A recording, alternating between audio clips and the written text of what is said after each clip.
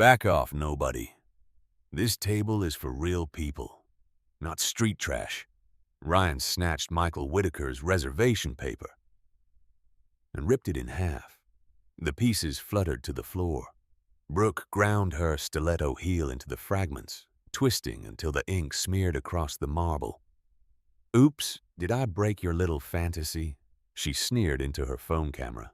"Maybe try McDonald's next time." Michael Whitaker watched the destruction. He wore a simple black sweater and worn jeans. Nothing that screamed money. The evening crowd at Meridian turned to stare. Crystal glasses paused mid-sip. Designer purses opened for phones. The couple sprawled across the corner VIP booth like conquering royalty. Floor-to-ceiling windows framed Manhattan's skyline behind them. Ryan draped his arm possessively over the leather banquette. They owned this moment. He was just entertainment. Have you ever been judged so harshly that people assumed you didn't belong somewhere you actually owned? Michael stepped forward, voice steady. "I have a confirmed reservation for this table. VIP Table 7. Ryan snorted. "Dude, we asked the hostess. She said this spot was free." He gestured lazily at Rachel, who appeared beside their booth like a protective shield. "I'm terribly sorry, sir," Rachel said, not sounding sorry at all. "These guests were seated first. Our policy is very clear." Michael pulled out his phone, showing the reservation email. "Confirmation number VIPMW 0847. This shows I booked table 7 specifically." "Put table." Brooke held up her phone, live streaming to her followers. The viewer count climbed. "Oh my God, you guys, this random guy is trying to steal our table at this fancy place. The drama is unreal." Comments flooded the screen. Security. Security. "Some people have zero class. Sir, this is a Wendy's energy." Ryan leaned back, spreading his arms wider across the booth. "Look, buddy, possession is 9/10 of the law. We're comfortable here. You can wait for another table like everyone else."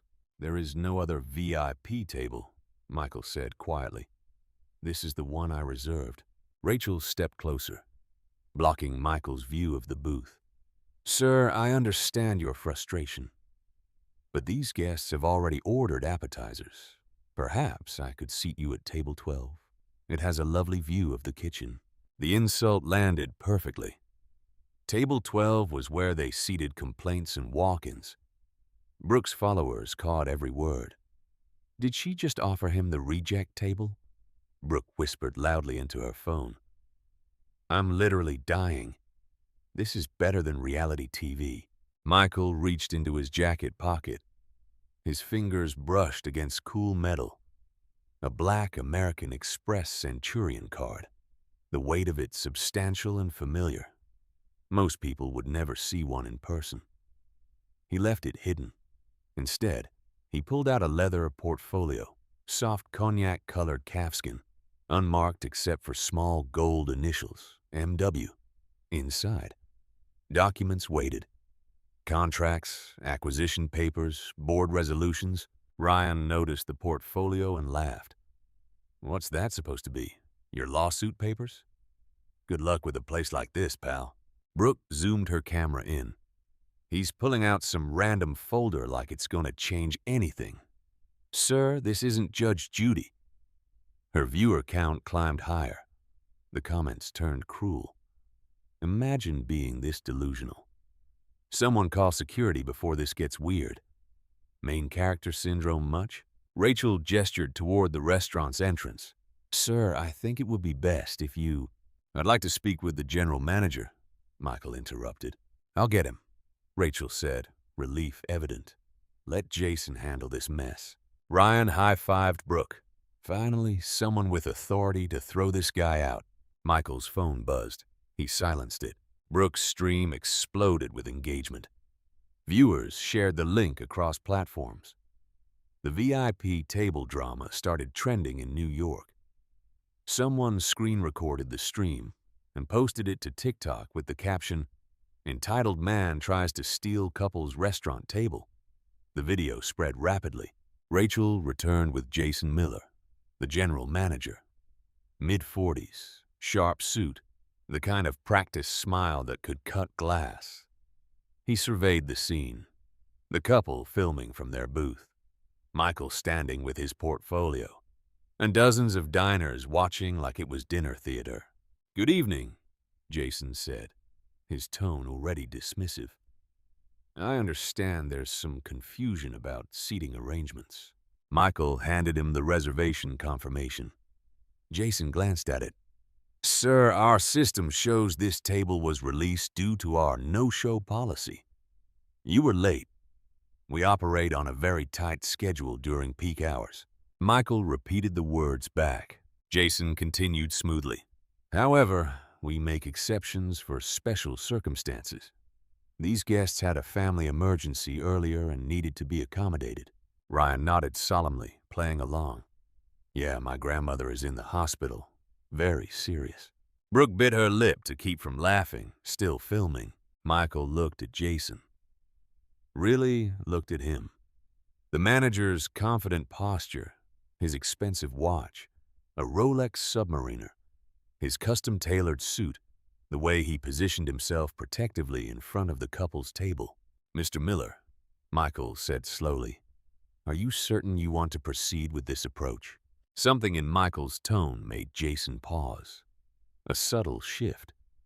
The question held weight beyond its words. But Jason had an audience and paying customers to protect, a viral video to contain. "Sir, I'm going to have to ask you to leave the premises. Security will escort you if necessary." Michael pulled out his phone again.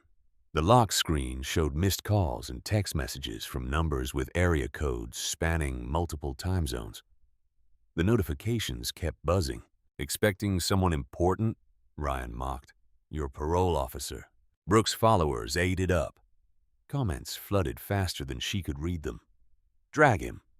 "Security. Security. This is giving me second-hand embarrassment." "Actually," Brooke said, addressing her camera, "this is kind of sad, like, imagine being this desperate to sit somewhere you clearly can't afford." She panned the phone toward Michael. "Sir, you know they can see your bank account before they let you order, right?" The nearby tables erupted in barely concealed laughter. A woman in diamonds whispered to her husband, "The audacity of some people." Jason's confidence solidified. The crowd was with him. This was Damage Control 101. Remove the problem before it affected the restaurant's reputation. "I'm calling security now," he announced loudly enough for the room to hear. Two security guards emerged from the back corridor. Big men in black suits, earpieces glinting under the crystal chandeliers. They moved with practiced efficiency, positioning themselves on either side of Michael like human barriers. "Gentlemen," Jason announced loudly, "we have a guest who's refusing to comply with restaurant policy." The taller guard, name tag reading Thompson, stepped closer. "Sir, we're going to need you to come with us." Brooke's live stream exploded, viewer count climbing exponentially. Comments blurred past faster than human eyes could follow. Security called. This is about to get real. Someone's getting arrested tonight. World star moment incoming. Ryan leaned back in the booth, arms spread wide like he owned the entire restaurant. Finally, some action. I was getting bored. "Don't hurt him too badly," Brooke called out, phone trained on Michael. "I need good footage for my highlight reel." The dining room had transformed into an amphitheater. Every conversation stopped. Servers froze mid-pour. Kitchen staff pressed against the service window.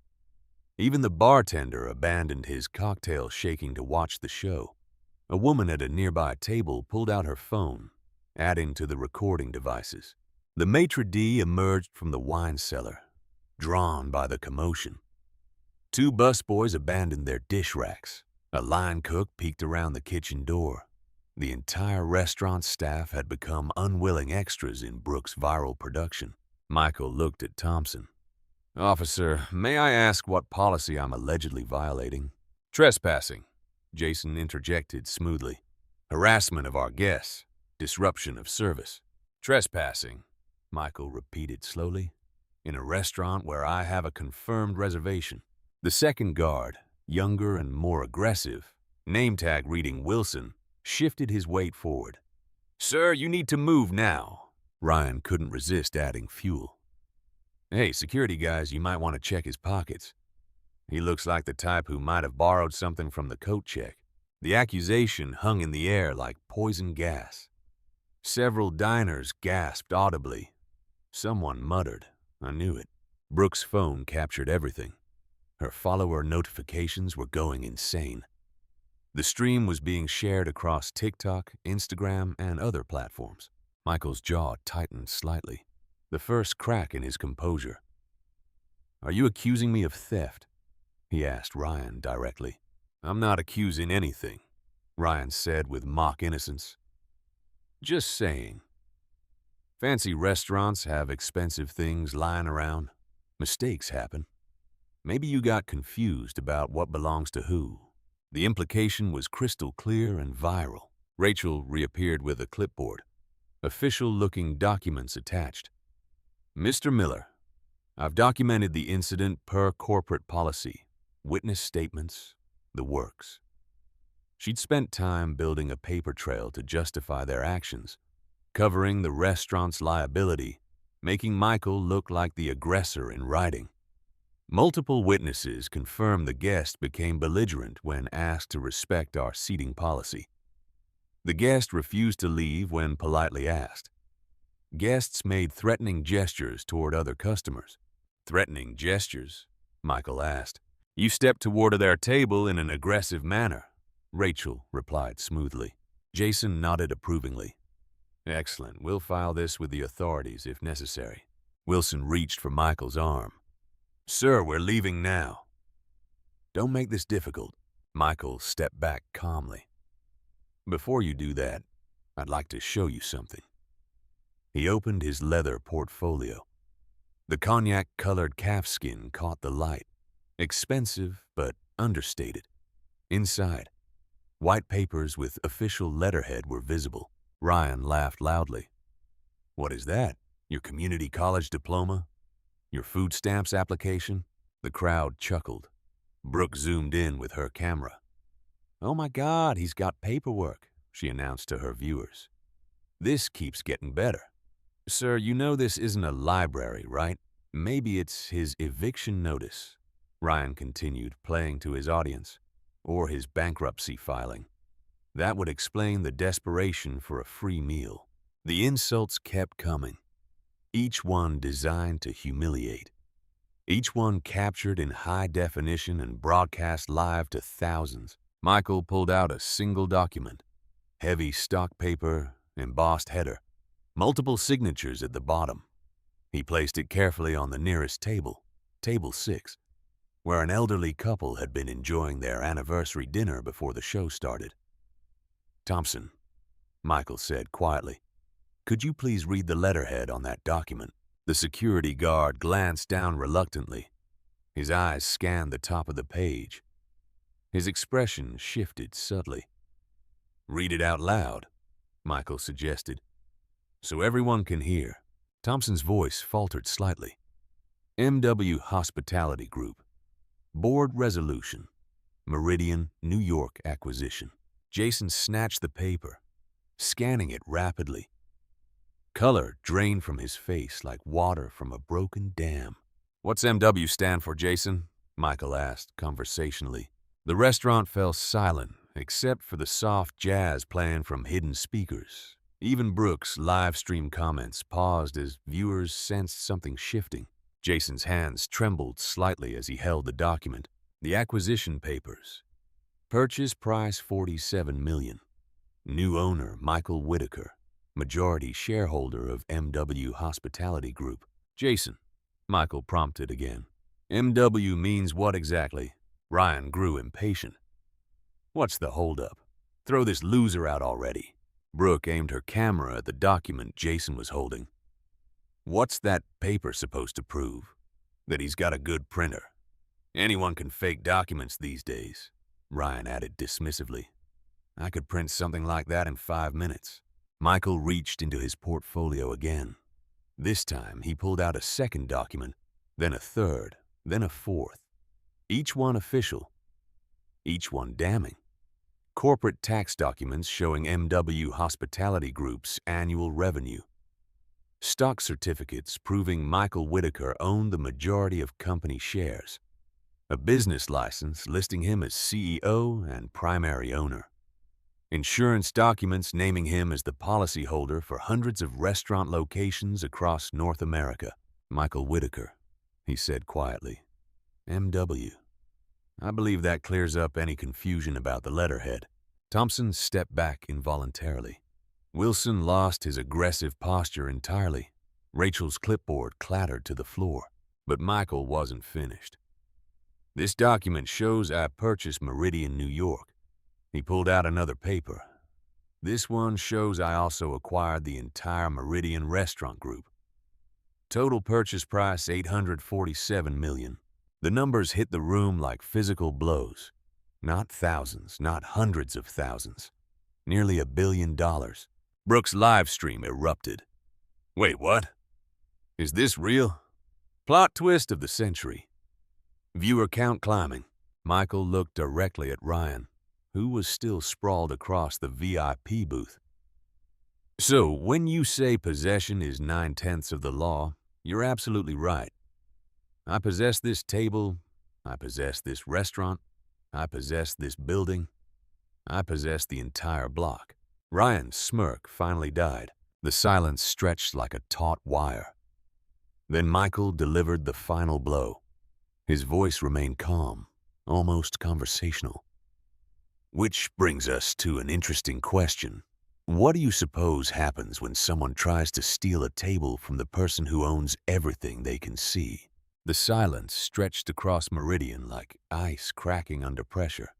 Every face in the restaurant turned toward Michael, waiting for his next move. Brooks' live stream viewer count climbed higher. The comment section moved too fast to read. Ryan shifted uncomfortably in the booth. For the first time, his confidence wavered. Look, whatever game you're playing with fake papers. Jason, Michael interrupted quietly, would you please call your corporate office? Ask them who purchased this restaurant. Jason's face had gone gray. The acquisition papers in his hands felt suddenly heavy, like evidence at a crime scene. Mr. Whitaker, we had no idea. No idea about what? Michael asked. That you are the owner. Jason finished. Michael finished the thought. The person who signs your paychecks, the one who approved your salary increase. Jason's knees nearly buckled. The memo that came from corporate headquarters. The mysterious new owner they'd all heard whispers about but never met. MW Hospitality Group. Michael Whitaker. It hit him like a freight train. Thompson slowly backed away from Michael, hands raised apologetically. Sir, if you had known what? Michael's voice remained calm, but steel had entered his tone. If you had known I was wealthy, would you have treated me differently? Is that how service works here? Wilson stammered. No, sir. That's not. We treat all guests the same way you treated me tonight.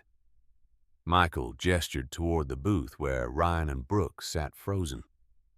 By assuming I was a criminal, by threatening to arrest me for requesting my own table. Rachel dropped her clipboard entirely.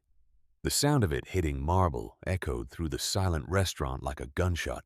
Brooke's phone trembled in her hands. Her live stream had exploded across social media. The comments were no longer mocking Michael. They were questioning everything they'd just witnessed. Wait, is he actually the owner? Holy, this just got real. Did we just watch discrimination live? This is about to go viral for all the wrong reasons. Ryan finally found his voice. Okay, look, if you really are who you say you are, then this is just a big misunderstanding. Misunderstanding. Michael pulled out his phone. The missed calls and texts were still flooding in. He scrolled through them deliberately, reading aloud. Congratulations on the Meridian acquisition, Mr. Whitaker. The board is excited about your vision for New York dining. Another text. MW Hospitality legal team standing by for any issues during transition period. Another. Sir, the mayor's office called about scheduling your restaurant opening event. He looked up at Ryan. Which part is the misunderstanding?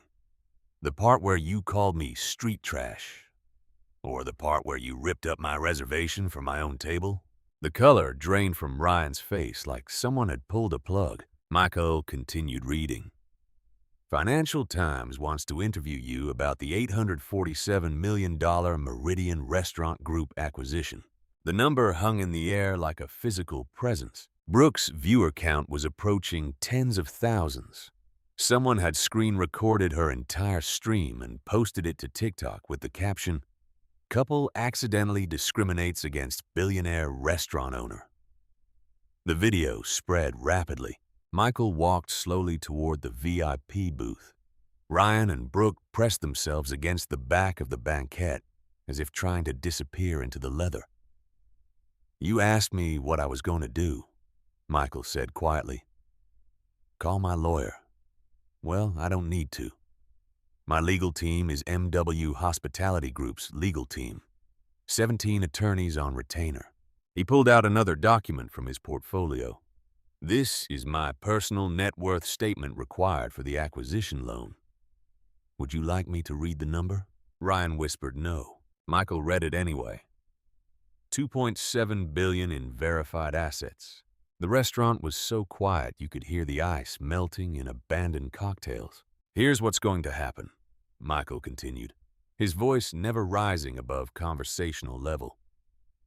You're going to stand up, you're going to walk out of my restaurant, and you're never coming back. Wait, Brooke said, her live stream still running.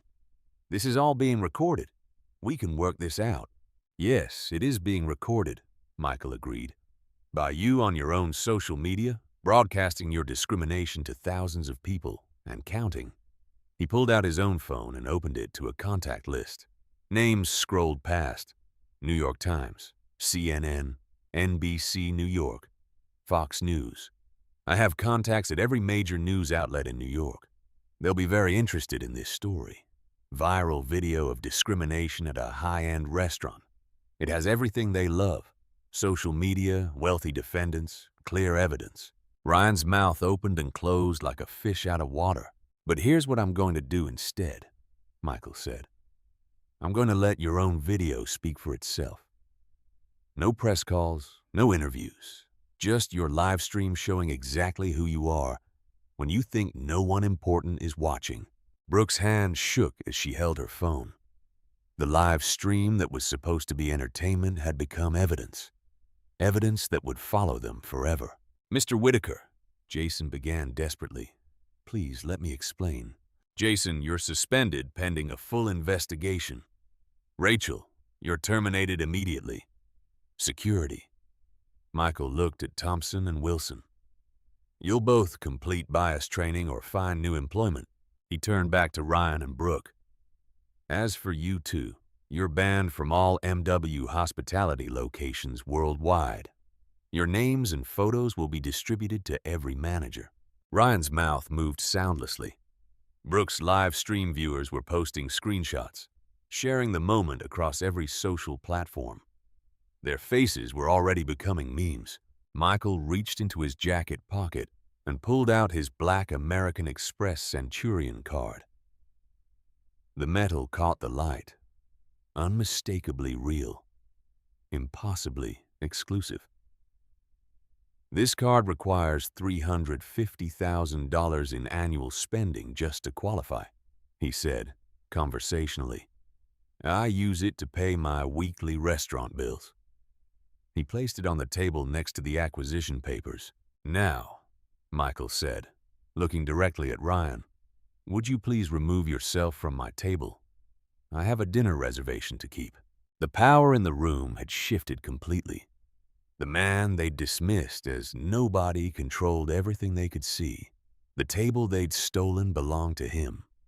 The restaurant they'd claimed superiority in was his property.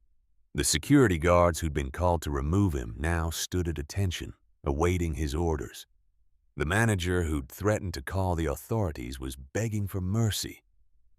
The couple who'd humiliated him were cornered in his booth, facing consequences they never imagined possible. Brooks' live stream had documented their downfall in real time, broadcast to a growing audience that was sharing their disgrace across the internet. And Michael Whitaker stood calmly in the center of it all, having revealed his power, not through shouting or threats, but through simple, undeniable proof. The quiet billionaire had spoken, and everyone was listening. Michael pulled out his phone and speed-dialed a number. The restaurant remained frozen as he waited for an answer. "Sarah, it's Michael. Yes, I know it's a busy evening. We have a situation at Meridian, New York that requires immediate board attention." He put the call on speaker. A woman's professional voice filled the silence. "Good evening, Mr. Whitaker. This is Rebecca Thompson, MW Hospitality Group Chief Operating Officer. How can we assist?" Every word carried corporate authority. Jason's face went wide. He recognized the name from quarterly reports. His boss's boss's boss. "Rebecca, I'm standing in Meridian, New York, where I've just experienced discrimination from staff and customers. I need you to access our acquisition documents and employee protocols." "Accessing now, sir. Our records show you purchased Meridian, New York for $47 million cash. Full acquisition of the Meridian Restaurant Group completed for $847 million total." The numbers hit the room like physical blows. Brooks' live stream erupted with comments. $847 million. This man bought a whole restaurant chain. I can't even afford Chipotle. Ryan tried one last desperate move. "Look, Mr. Whitaker, sir, we didn't know." "Stop." Michael's voice cut through the air like a blade. "Rebecca, please pull up our company discrimination policy. Section 4, subsection C. Retrieved, sir. Section 4C states, any employee found guilty of discriminatory behavior toward customers based on race, appearance, or perceived economic status faces immediate termination without severance. Zero tolerance policy effective company-wide." Jason's legs nearly gave out. No severance meant losing his salary, his health benefits, his retirement contributions, everything. "And our customer behavior standards," Michael continued. Section 12A. Customers engaging in discriminatory behavior toward other guests or staff will be permanently banned from all MW hospitality properties. Legal action may be pursued for harassment or defamation. Michael looked directly at Ryan and Brooke. Legal action. That's interesting phrasing. He scrolled through his phone to a law firm contact. James Morrison, Morrison and Associates, corporate litigation specialists. They handle all MW hospitality legal matters. The mention of lawyers sent another wave of panic through the couple. Brooke's hand shook as she held her phone. Her live stream had climbed higher. Someone in the comments posted, "I found her Instagram, Brooke Lifestyle, New York. Let's see how this ages." "Rebecca," Michael continued, "please access tonight's security footage. Every MW property has 24/7 surveillance. Accessing Meridian New York cameras now, sir. Multiple angles available. High-definition recording. I want that footage preserved as evidence, and I want a complete audit of tonight's staff behavior. Every employee who participated in or witnessed discrimination without reporting it." The kitchen staff who'd been watching through the service window suddenly found other places to be. Servers scattered. The busboys melted back into the shadows. Michael pulled out another document from his portfolio. Corporate Policy Manual, MW Hospitality Group. He read aloud. Employee Code of Conduct. All staff members are required to treat every guest with dignity and respect, regardless of appearance, dress, race, or perceived social status. Failure to comply results in immediate dismissal and potential legal liability. He looked at the remaining restaurant staff. How many of you witnessed what happened tonight and did nothing? Silence. Witness responsibility clause. Employees who observe discriminatory behavior and fail to report or intervene may be held equally accountable. A server in the corner raised her hand tentatively. Mr. Whitaker, sir, I wanted to say something, but Rachel is my supervisor. What's your name? Lisa Ramirez, sir. Lisa, you're promoted to interim front-of-house manager. Your first assignment is documenting tonight's incident for HR. Lisa's eyes widened. From server to management in one moment of honesty. Michael's phone buzzed with an incoming text. He glanced at it, then smiled slightly. Ah, the mayor's office. They've seen the live stream. Apparently, when you discriminate against someone on a viral video, it affects the city's reputation too. He showed the text to the room. The mayor's office requested an immediate meeting regarding restaurant industry discrimination protocols. Brooks' viewer count kept climbing. The comments section had turned into a real-time investigation. Found Ryan's LinkedIn. He works at Keystone Financial. Brooks a lifestyle influencer. Screen recording everything for evidence. This is going to destroy their careers. Michael dialed another number. This is Michael Whitaker, MW Hospitality Group. I need you to draft a press release titled, MW Hospitality Group Addresses Discrimination Incident at New York Location. He paused, looking around the room. Content. Following a documented discrimination incident at our Meridian New York location, MW Hospitality Group is implementing enhanced anti-bias training across all properties. Zero-tolerance policies will be strictly enforced. We apologize to our guest who was mistreated and commit to ensuring this never happens again. The PR machine was already moving. Within hours, the story would be controlled, managed, and turned into a positive narrative about corporate responsibility.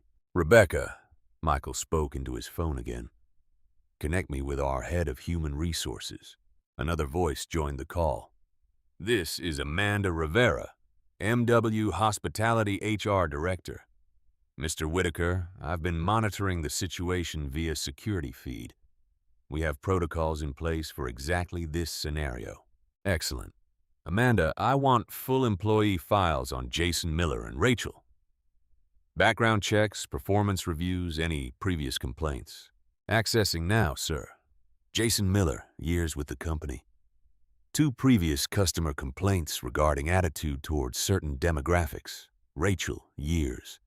1 formal warning for inappropriate comments about guest appearance. The pattern was there. This wasn't isolated behavior. It was systemic prejudice that had been ignored. Ryan finally spoke, his voice barely a whisper. What do you want from us? Michael considered the question. I want you to understand the consequences. Your live stream has been screen recorded and shared across social media. Your faces are now permanently associated with discrimination. Your employers will likely see this video. Your friends, your families, your colleagues, they'll all know exactly who you are. He pulled out his Centurion card again, holding it up to catch the light. This card gives me access to exclusive events, private clubs, and high-end restaurants across the globe. Places you'll never see. But more importantly, it represents something you clearly don't understand. That you never know who you're talking to. Brooks' phone captured every word. Her own evidence was convicting her. Rebecca, Michael continued, I want a comprehensive report on tonight's incident. Full documentation. And I want new protocols implemented immediately. Understood, sir. What specific changes would you like? Michael looked around Meridian's dining room. Every guest was watching. Every server was listening. Every moment was being recorded. First, mandatory bias training for all customer-facing staff. Second, customer feedback systems with direct lines to corporate for discrimination reports.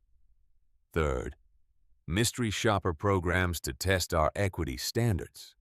He paused, ensuring everyone heard the next part. Fourth, any location that fails our bias audits will be closed pending retraining. We'll sacrifice short-term profits for long-term integrity. The financial implications hit Jason like a sledgehammer.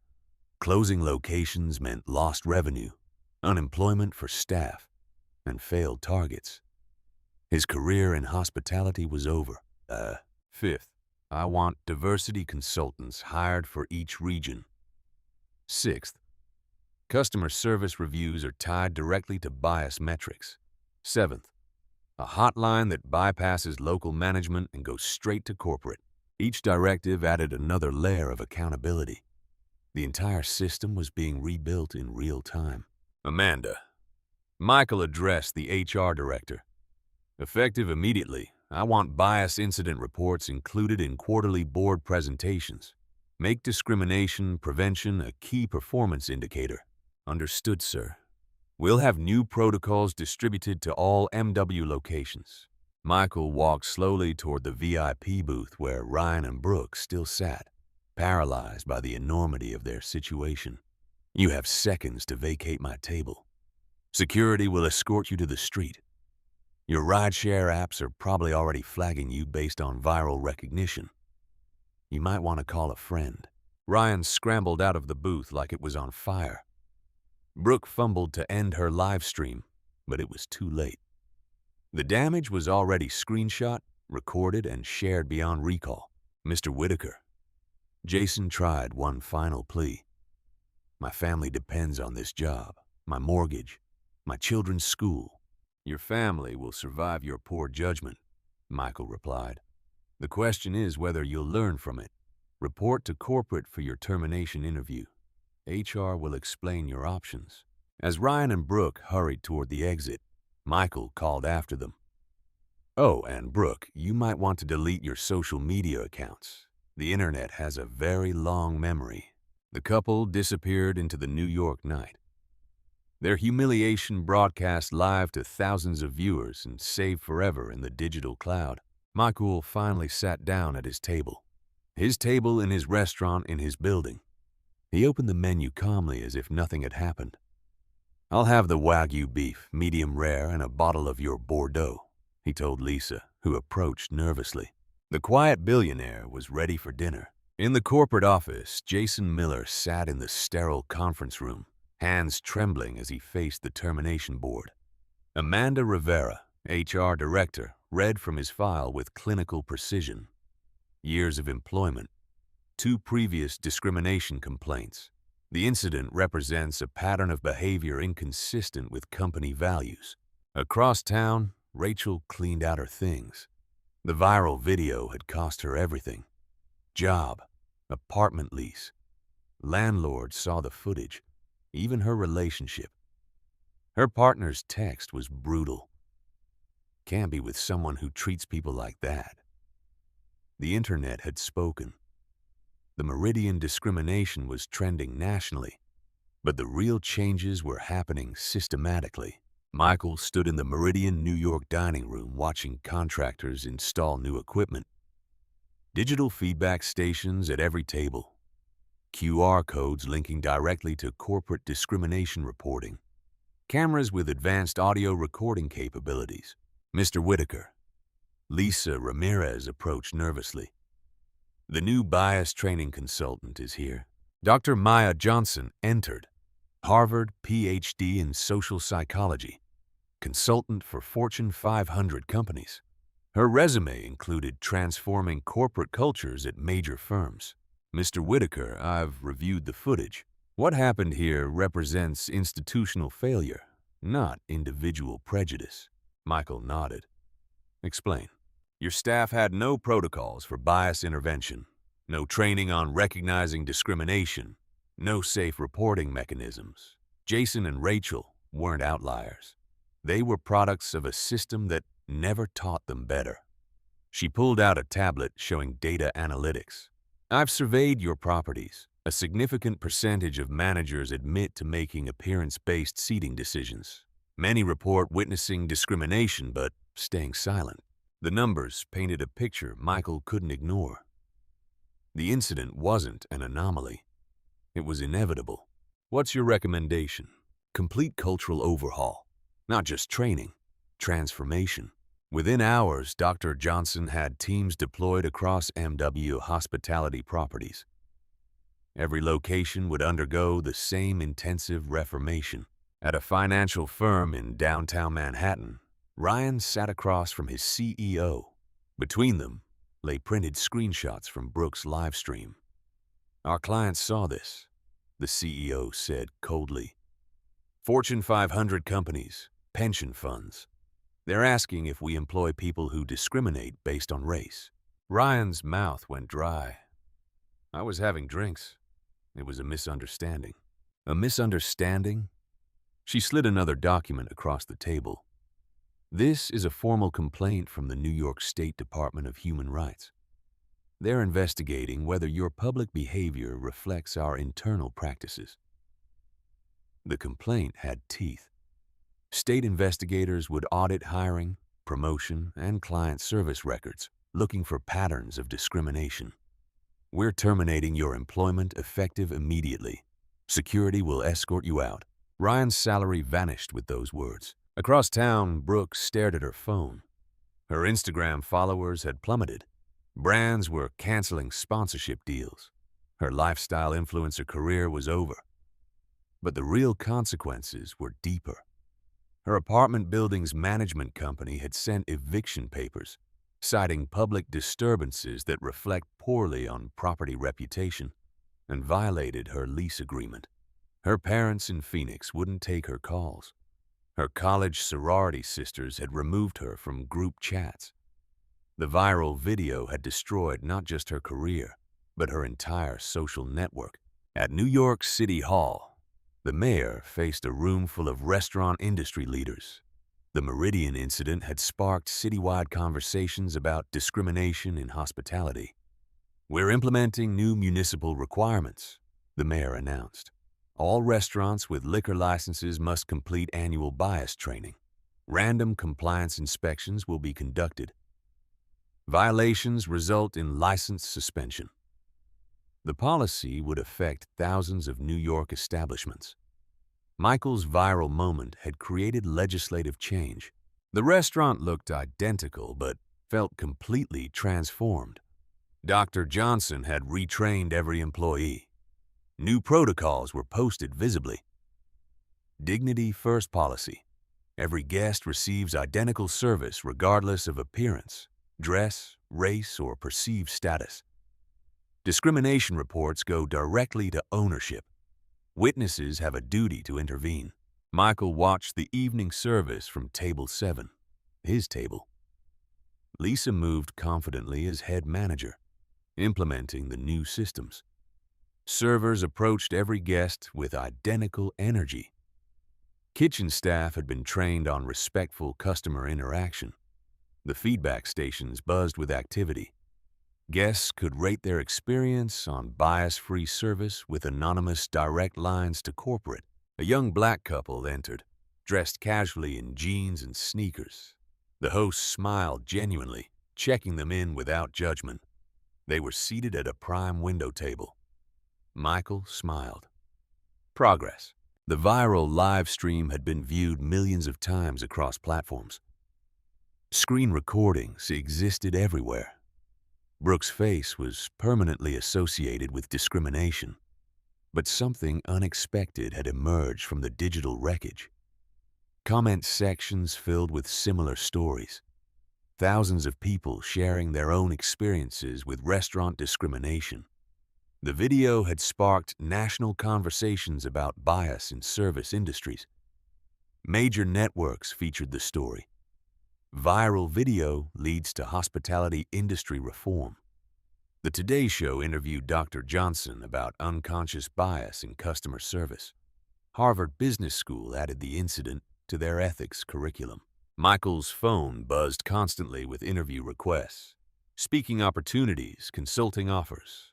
His quiet response to discrimination had become a case study in corporate leadership, but he declined most requests.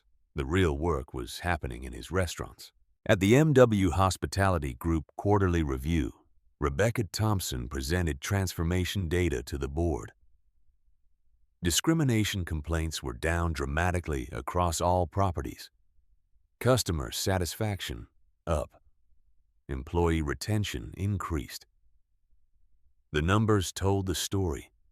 Treating people with dignity wasn't just morally right, it was profitable. Mystery shopper audits showed dramatic improvement. Bias incidents decreased significantly. Michael had proven something revolutionary. Calling out discrimination and implementing systematic change could transform entire industries. Later, Jason Miller worked as a night manager at a small diner in a New Jersey suburb. The demotion hurt, but he'd completed bias training voluntarily, slowly rebuilding his reputation. Rachel had moved to the West Coast, working retail while taking community college courses in social work. The viral shame had forced deep self-reflection. Ryan struggled with unemployment. His LinkedIn showed rejection letters. The viral video appeared in every background check.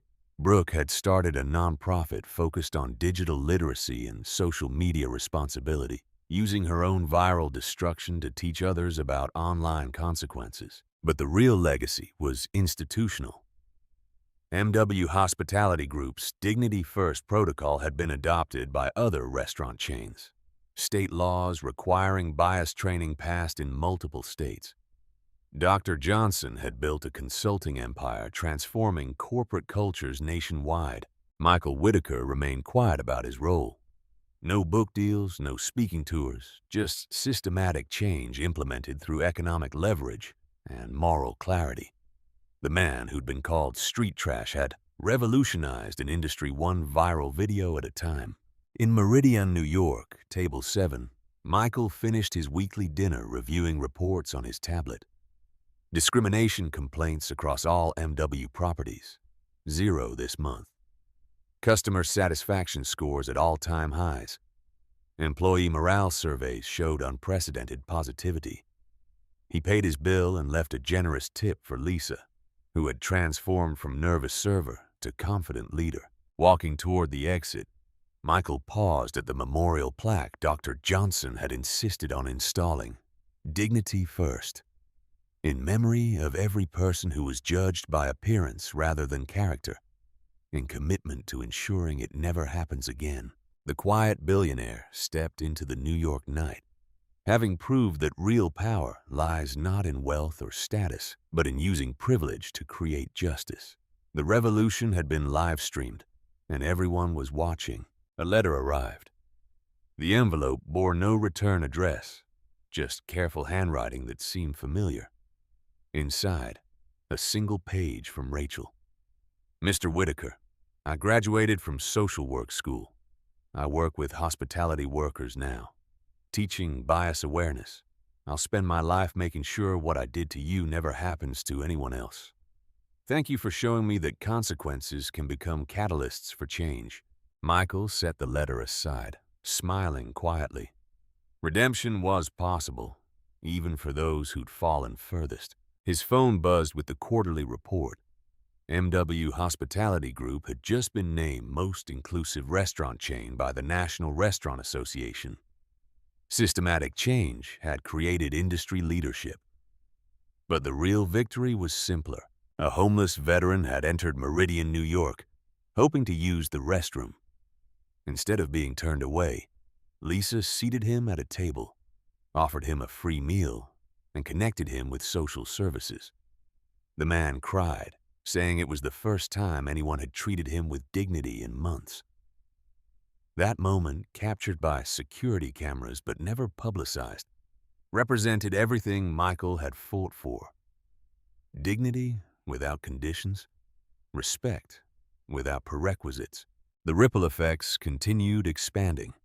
Harvard Business School now taught the Meridian model as required curriculum. Dr. Johnson had consulted for companies beyond restaurants. The Dignity First protocol existed in hotels, retail stores, banks, and hospitals across America. States had passed laws requiring bias training in customer service industries. Discrimination complaints in hospitality dropped nationwide, but perhaps most importantly, a generation of young workers had learned that treating everyone with respect wasn't just moral, it was profitable. Michael thought about that evening, being called street trash, watching his reservation torn apart, standing surrounded by people who judged him unworthy. He could have walked away, filed lawsuits, used his wealth to destroy their careers more completely. Instead, he'd chosen systematic change over personal revenge, education over humiliation, building bridges instead of burning them down. The quiet billionaire had learned something powerful. True revolution happens not through anger or violence, but through persistent, principled action, through using privilege to lift others up rather than tear opponents down. Brooks' viral live stream, intended to mock him, had become a teaching tool viewed by millions. Her moment of cruelty had created decades of compassion. Ryan's discrimination had sparked laws protecting countless future customers. Rachel's bias had led to her becoming an advocate for respect and dignity. Jason's termination had opened space for Lisa's leadership. Even destruction could become construction if channeled correctly.